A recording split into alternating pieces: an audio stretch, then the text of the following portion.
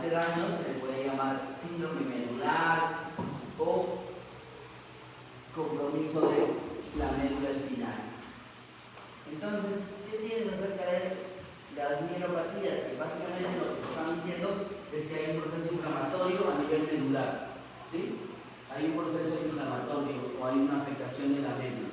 Cuando hay un proceso inflamatorio, normalmente le llaman mielopatía. Entonces, antes era muy difícil ver la médula. Ya has visto algunas imágenes como algunas tomografías donde nos permiten ver el sangrado, nos permiten ver el acceso y esas cosas. Pero la médula espinal, que es un órgano un poquito más pequeño, más difícil de acceder, la tomografía como que no te mostraba cositas. ¿Qué te está mostrando ahora? Sí, la resonancia magnética es un gran avance y eso nos ha permitido encontrar esto.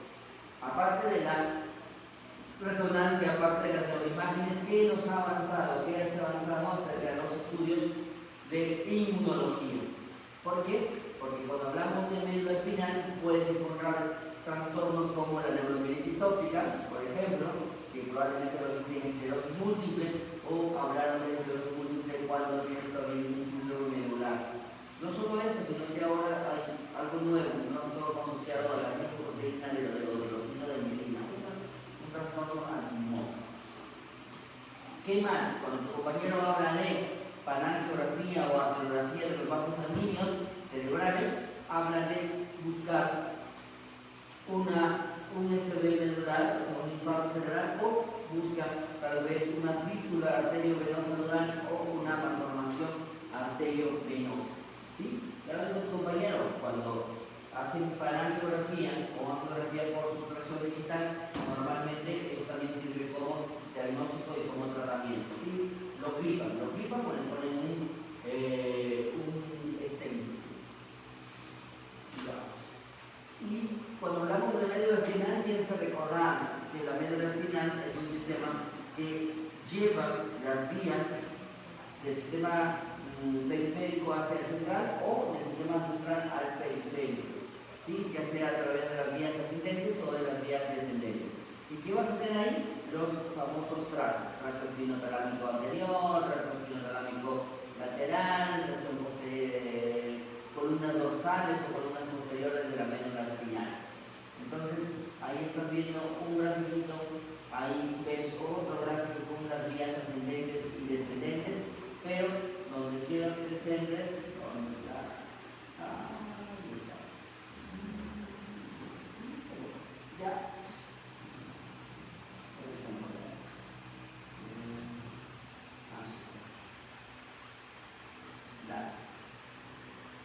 Entonces, ahí tienes un gráfico donde habla de mielopatías inflamatorias y compromisos medulares que no se consideran mielopatías. ¿Por qué? Porque recuerda, cuando escuchas hablar de mielopatías, se refiere a que hay un proceso inflamatorio. Entonces, ¿qué tienes ahí? Enfermedades debilitantes, ¿sí? ¿Qué tienes ahí? Neuromielitis óptica. ¿Qué tienes ahí? Por acá está una esclerosis múltiple o sarcoidosis, por ejemplo, ¿sí? Mielopatía flácida aguda, post-mielitis o asociado a procesos de vacunación también están acá. Y en el caso de las mielopatías no inflamatorias, tienes infartos medulares, así como hay infartos vasculares cerebrales, hay infartos medulares, trastornos metabólicos, trastornos tóxicos, trastornos genéticos o trastornos estructurales. Por ejemplo, una espondilodicitis. Por acá estaría el mal de Pott, del cual me hablaste. ¿Qué tienes? Que de todos los procesos que afectan a la médula, un 35% son no inflamatorios y un 65% son inflamatorios. Y de estos síndromes, de estas mielopatías inflamatorias, el 65%, 19% llega a ser esclerosis múltiple o síndrome empírico aislado, así se llama. Cuando tú haces estudios y no encuentras nada, un 12% asociados a neuromielitis óptica, esto es neuromielitis óptica, los espectros de los desórdenes de la neuromielitis 12%, sarcoidosis 7%, mielitis infecciosa 6%, mielitis reumatológica 3%, para post-mielitis infecciosas 3% y otras inflamaciones que producen un 3%. Mira acá. dentro de las no inflamatorias. ¿Sí? Un infarto medular constituye más o menos un 75%. ¿Sí? Una mielopatía estructural, por ejemplo, un 9%. Aquí es donde está el mal de Pot. Una fístula arteriovenosa, un 5%. Una mielopatía metabólica, como por ejemplo la deficiencia de vitamina B12, está en un 2%. Un tumor y otras causas, 1%. Y te decía, así como ya vimos que cuando tú tienes a un paciente con déficit motor, le preguntas, señor, ¿es hipertenso? ¿Es diabético? ¿Sí? ¿Tiene arritmias cardíacas? Y evalúas y dices, efectivamente el paciente tiene una hemiparesia 2 de 5, 3 de 5 y tiene Babinski, y eso me hace pensar que es lesión de primera neurona, o tiene Hoffman o Dromer, igual, en la médula espinal hacen lo mismo cuando piensas que tienen un problema mielopático. Por ejemplo, y en la historia clínica te dice, ¿qué vas a reconocer? Recuerda, se ha paralizado todo, no va a tener sensibilidad, o la sensibilidad va a estar alterada. Por eso es que lo primero que deberías evaluar sería la sensibilidad y la motricidad. Recuerda, si es médula espinal, va a tener compromiso por medio de las raíces sacrococcígeas de los esfínteres, entonces vas a tener alteraciones de la vejiga, del intestino o del sistema autónomo. ¿Qué te va a importar? Así como cuando haces SB y preguntas, señor, ¿desde cuándo vino? Y yo, doctor, este motor lo tengo de 6 horas. Qué perita. Si hubiera venido antes de las 4.5 horas, lo hubieran normalizado. Aquí también interesa eso, el perfil temporal de los síntomas de inicio, para considerar si es hiperagudo, es agudo, es subagudo o es remitente recurrente. Por ejemplo, un remitente recurrente ya debes estar pensando que ese problema medular puede estar asociado a esclerosis múltiple. Cuidado. Algunos factores desencadenantes como las infecciones, así como el Guillain-Barré, que vamos a ver que puede desencadenarse 2 a 4 semanas después del proceso infeccioso, ya sea bacteriano, ya sea viral, ya sea de esa etiología. Acá también un problema medular puede ser desencadenado por un proceso infeccioso o por ejercicio. Y nunca te olvides de las enfermedades asociadas, ya sean autoinmunes, vasculares, funcionales o infecciosas. Un punto como el NSC es la exposición por medio de viajes, el antecedente epidemiológico. Y luego vas a evaluar al paciente, vas a tener un examen físico y neurológico y vas a ver su patrón de debilidad. ¿Qué está afectado? ¿Por qué está afectado? Y vas a ver el tono muscular. ¿Por qué está flácido? Porque es agudo. ¿Por qué está espástico? Porque es crónico. Vas a ver si hay un déficit sensorial y vas a ver los famosos dermatomas. Vas a evaluar el de 4, el de 6, de 8. Y vas a comprobar si está hipo o A-reflex. Vas a encontrar Babinski, Hoffman, Dromer. Vas a evaluar afectaciones de nervios craneales. ¿Qué pasa si el paciente tiene una paraparesia 2 de 5 y además de eso está asociado a neuritis óptica? ¿Qué pensarías? Ya deberías estar pensando en que ese paciente podría tener una esclerosis múltiple, porque con la esclerosis múltiple te han hablado que el debut o la forma de progresión más común de esclerosis múltiple es a través de una neuritis óptica. Y así como eso, puedes ver que tiene afectación de las raíces nerviosas, como la afectación de la cola de caballo, puedes encontrar signos meningios, alteración de la marcha, que te puede hablar del famoso Romber, alteración del sistema nervioso central, o signos de enfermedad sistémica, como decía tu compañero, fiebre, por ejemplo. Y te vas a dar cuenta que cuando hablan de Guillain-Barré, en el Guillain-Barré no hay fiebre. Uno de los signos que te diferencia, una paraparesia, aplasia, reflexica de un Guillain-Barré, de lo que algo, de lo que no es la fiebre. Y por tanto, vas a tener otros estudios, estudios de sangre buscando enfermedades del sistema autoinmune. ¿Sí? Aquí podríamos haber puesto bandas oligoclonales, que es el diagnóstico para esclerosis múltiple. Pero acá también encuentras anticomunas 4, que es para NMO, y los anticuerpos anti-MO. También haces estudios reumatológicos como el ANA, como el ANCA, como el anti-SMIT. Algunas infecciones virales, algunas infecciones como la tuberculosis, como la enfermedad de Lyme, como el HIV o como el HTLV. Cuando hablamos de metabolismo o hablamos de neuropatías metabólicas, hablamos de la deficiencia de vitamina B2. Pero no solo eso, puede haber exposición al cobre, al zinc. Y recuerda, cuando tú haces dosaje de vitamina B2 y tú quieres diferenciar si efectivamente tiene una anemia megaloblástica, normalmente tienes que estar pidiendo ácido metilmalónico y homocisteína. Cuando tienes exámenes, cuando encuentres pacientes con riesgo vascular, entonces le vas a pedir su perfil lipídico y algunas lipoproteínas. En el caso de los trastornos genéticos, los ácidos grasos de cadena muy larga. Recuerda que normalmente estas guías son guías para el mundo. Hay cositas que no vamos a entender nosotros. Pero mira, ¿qué haces cuando le piden una neuroimagen? Normalmente se pide resonancia magnética de columna, ya sea cervical, ya sea torácica o ya sea lumbar o sacrococcígeo. Doctor, ¿y por qué le voy a pedir eso? Para eso vas a tener tu nivel sensitivo.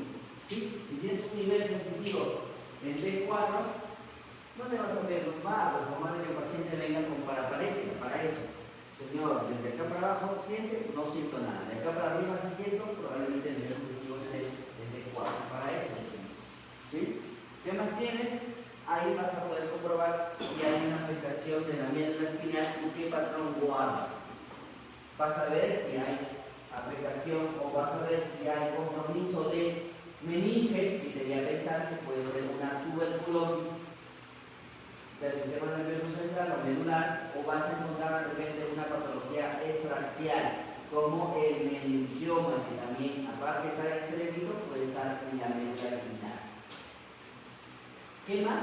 Dependiendo si hay otras comorbilidades, no solo va a bastar con pedirle una resonancia de columna lumbar o dorsal o cervical. Puede ser que si tú estás pensando en una esclerosis múltiple, vas a tener que pedirle resonancia magnética del cerebro. Y el resto de exámenes más nos interesa la angiografía espinal. Y mira, de qué está análisis de líquidos repetido, te decía, las bandas oligoclonales, índice de inmunoglobulina G o algunas pruebas para ver a través de técnicas de PCR qué tipo de infección está teniendo el paciente, ya sea infección por herpes virus o varicela zoster. Entonces, de todas las patologías que aparecen en la médula espinal, hay una patología que siempre llama la atención, que se llama mielitis transversa. ¿Qué significa esto? Nuevamente, es un proceso inflamatorio, ¿sí?, de la médula espinal. ¿Cómo lo reconoces? Fácil, porque el paciente tiene una paraparesia flácida reflexica, que repito, cada vez que escuches esa palabra, eso es Guillain-Barré, hasta que no se encuentre lo contrario. ¿Sí? Pero mira lo que dice acá, se acompaña de déficit sensorial y disfunción o compromiso de esfínteres. Eso es lo que diferencia a Guillain-Barré, que es una afectación periférica de una afectación central como la mielitis transversa. ¿Sí? ¿Qué vas a ver? Porque muchas veces la médula espinal es el inicio de una encefalomielitis diseminada aguda, es el inicio de una esclerosis múltiple, es el inicio de una neuromielitis óptica o es el inicio de una mielitis flácida aguda.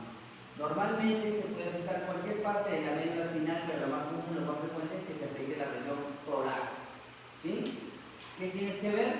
Que en el déficit máximo el 50% de los pacientes son parapléjicos completos y prácticamente todos los pacientes tienen algún compromiso esfinteriano. Por eso es que lo vas a diferenciar del Guillain-Barré. ¿Cuál es el detalle?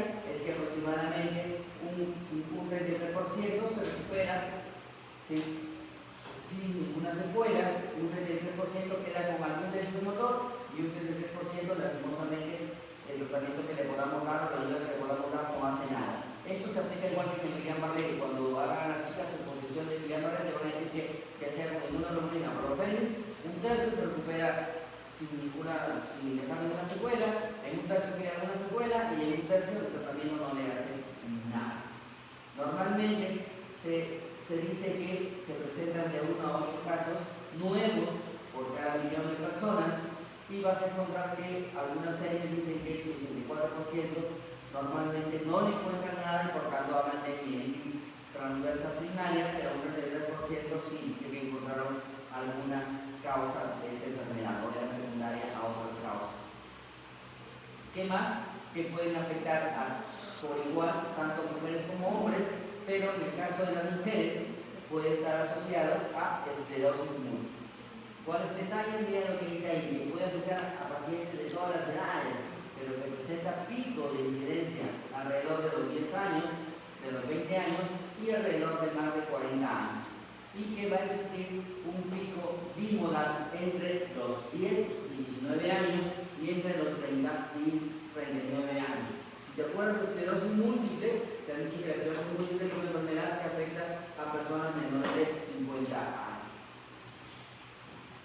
¿Qué tenemos acá? Que la causa más común de mielitis transversa es idiopática, donde está involucrado el herpes, los virus del herpes, el HIV, el virus del HTLV1, el virus del Zika, la neuroborreliosis, el micoplasma e incluso el treponema pallidum. Normalmente una mielitis transversa puede ser aguda o subaguda y va a depender, volvemos a lo mismo, disfunción motora, disfunción sensitiva, paraparesia, compromiso de esfínteres y todas esas cosas. ¿Qué pasa si el daño de la médula espinal es a nivel de C1 o C5? Lastimosamente el paciente va a terminar con una cuadriparesia o con una cuadriplegia. Pero ¿qué pasa si el daño es a nivel de C3, C4, C5? Probablemente el nervio comprometa mucho la función respiratoria a través del nervio frénico, porque es el nervio que inerva al diafragma. ¿Qué pasa si el compromiso es en T1 hasta T12 o la T1 hasta T12? Vas a encontrar que más se va a afectar, puede afectarse la neurona motora superior como la neurona motora inferior en las extremidades. ¿Qué más tenemos? Que en la resonancia, ¿qué vas a ver? ¿Cómo se ve inflamación en la resonancia? ¿En qué protocolo ves inflamación? En el protocolo FRED, doctor, sí, pero en medio espinal no hay protocolo FRED, hay protocolo T2. Por eso aquí te dice que va a haber cambios en la señal y se va a ver mucho más hiperintensa, ¿sí? En T2. ¿Qué más tienes? Que vas a tener que aclarar muy bien el nivel sensitivo. Recuerda, T4, T10 y T2. ¿Qué pasa si la lesión pasa contraste? Te va a hablar de un proceso inflamatorio o infeccioso, para lo cual podrías ayudarte en una función lumbar y ver si efectivamente hay pleocitosis. Normalmente se dice que una mielitis transversa dura de 4 horas hasta 21 días. Nuevamente, para hacerte recordar que cuando estás frente a una mielopatía, lo que tienes que hacer es pedirle resonancia de columna vertebral o de medio, ¿sí? Pero tienes que buscar ciertos síntomas como para que pidas resonancia magnética si piensas que es esclerosis múltiple, una función lumbar, ¿sí? O buscar otras causas de la etiología. ¿Cuál es el tratamiento de la mielitis transversa? Es un proceso inflamatorio que se usa en neurología, corticoterapia. Normalmente aquí se hace con pulsos de corticoide, es el tratamiento que se le da. En este caso no se le da dexametasona, sino pulsos con metilprednisolona. ¿Cuánto de la dosis? 1 gramo al día por 5 días. Aquí no hay nada por medir, como programa de peso, nada. Normalmente, como estamos viendo números, la dosis es 1 gramo por 5 días. Doctor, ¿qué pasa si no funciona? Si no funciona, podemos hacer uso de plasmaféresis. Doctor, ¿y qué pasa si no funciona? Inmunoglobulina. Doctor, ¿y qué pasa si no funciona? Inmunomoduladores, llámese ciclofosfamina, llámese glucosinolato o llámese rituximab. No se ve bien esto en la pantalla, pero en tu celular, en tus imágenes sí, vas a ver que acá hay una hiperintensidad dentro de la médula espinal. Y recuerda que es una hiperintensidad en T2 y inflamación. Doctor, ¿cómo solo tienes un T2? Simple, porque vas a ver que al costado hay manchas blancas. ¿Qué se ve blanco en un T2? El líquido. Entonces vas a ver que hay un compromiso inflamatorio.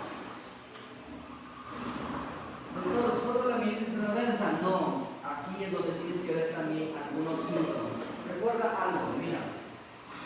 Todo esto se resuelve con tres cosas. Recuerda que hay dos vías que ascienden y hay una vía que desciende. La vía que desciende, ¿cuál es? Es la vía córtico-espinal. ¿Sí? Es una vía que se decusa, que ya se decusó a nivel del bulbo raquídeo. Entonces, si tienes una sección de la piernita derecha, ¿dónde crees que va a estar la lesión? ¿En el lado derecho o en el lado izquierdo? Lo más seguro es que sea en el mismo lado, porque ya se decusó en el bulbo. ¿Sí? Todo lo que venga en el mismo lado.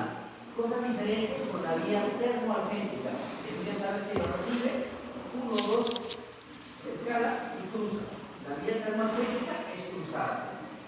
Y en la vía de la propiocepción, que está en la región posterior de la médula espinal, es del mismo lado, la vía de Golgi y Bourgache. Y es por eso, sabiendo eso, conociendo eso, vas a poder diferenciar eso. Por ejemplo, ¿qué te dicen acerca del síndrome medular central? Que vas a tener una parálisis o una pérdida de las habilidades motoras finas en los brazos y en las piernitas.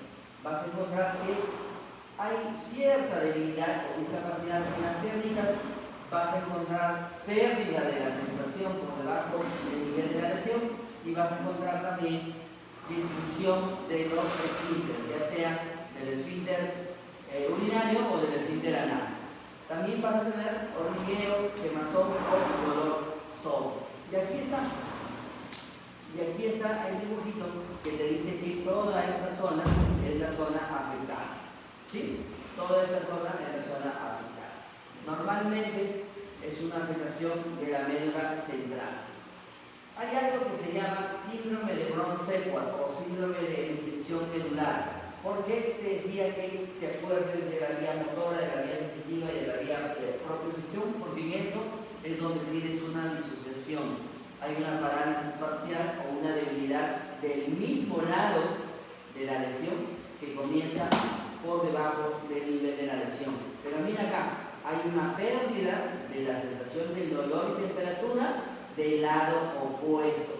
La motricidad está en un lado. Porque ya sabes, la vía córtico-espinal ya cruzó, pero en cambio la vía termoalgésica, la vía espinotalámica, es una vía cruzada. Entonces por eso es que vas a encontrar esa afectación del lado opuesto. ¿Y cómo está la propiocepción? Del mismo lado. ¿Sí? Y ahí está el dibujito para que lo leas, y ahí está el grafiquito que te va a decir cuál es la vía que está afectada. Tienes otro síndrome, el síndrome de médula posterior, donde el paciente va a tener una marcha inestable, donde va a tener una pérdida de equilibrio, donde va a tener una torpeza, y probablemente te recuerdes que eso puede ser un rombo, donde va a tener caídas frecuentes, básicamente cerrando los ojitos. ¿Qué tiene que ver esto con el síndrome de médula posterior? Ahí está el gráfico, y te habla de básicamente afectación de las de Golgi y Bourgache. Recuerda que tiene que ver con el déficit de vitamina B12 o que tiene que ver con una infección que se llama neurosínfisis, pentales dorsal. Y finalmente me parece que tenemos un síndrome de cono medular, donde lastimosamente lo que vas a presentar aquí es esto. Lo que va a predominar son la disfunción sexual, incluso impotencia, disfunción intestinal, disfunción de vejiga, incluso retención urinaria. ¿Sí? Hay una debilidad leve a moderada de las extremidades inferiores y se caracteriza básicamente porque hay un intenso dolor de espalda o dolor dorsal. Y finalmente el síndrome de Caudequina, donde también vas a tener un dolor intenso en la región lumbar, pero aquí hay algo que llama la atención, que es el adormecimiento o la pérdida de sensación en los glúteos, en la región inguinal o en la parte superior de los muslos, que se llama anestesia en silla de montar o anestesia en montura. Como es bajo, también va a comprometer la disfunción sexual. ¿Sí?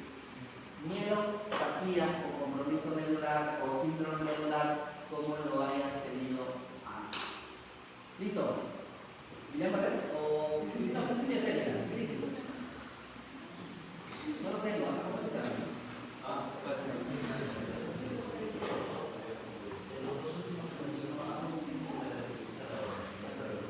No. Fondo medular es vía de un octavo de química.